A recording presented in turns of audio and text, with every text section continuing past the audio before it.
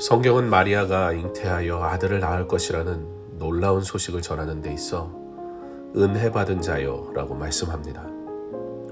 그리고 이 말의 화답으로 마리아는 여종의 비천함을 돌보셨음이라. 보라, 이제후로는 만세의 나를 복이 있다 일컬으리로다 라고 찬양합니다. 그렇다면 어떤 은혜가 이와 같은 고백을 하게 하였습니까? 보라, 내가 잉태하여 아들을 낳으리니 그 이름을 예수라 하라. 이는 결혼을 하지 않아 남자를 알지 못하는 마리아에게는 청천벽력 같은 소리였습니다. 이것이 왜 은혜입니까?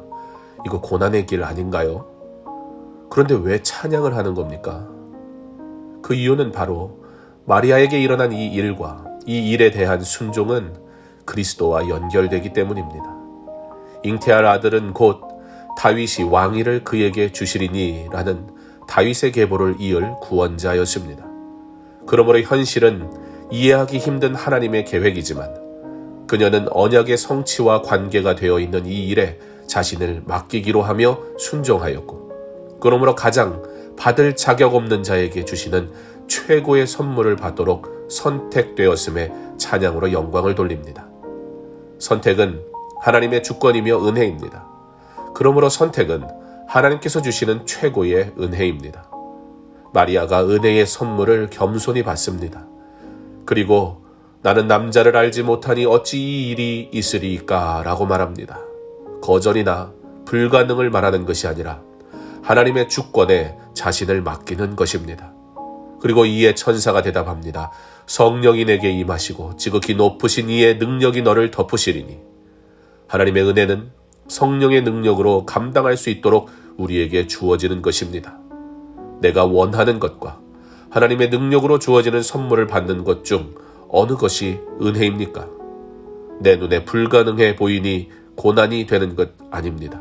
은혜를 은혜로 받을 수 있기를 소망합니다. 마리아가 찬양합니다. 천사의 말은 감당할 수 없는 말이었습니다. 그러나 그러한 마리아에게 말씀으로 격려합니다. 대저 하나님의 모든 말씀은 능하지 못하심이 없느니라. 말의 두려움을 말씀의 능력으로 함께 하십니다.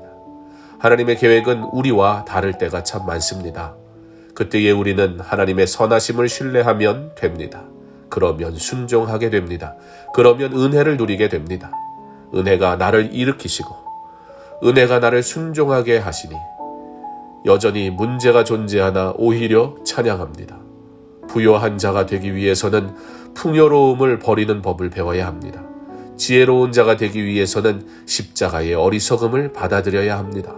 성숙한 자가 되기 위해서는 어린아이와 같이 되어야 합니다.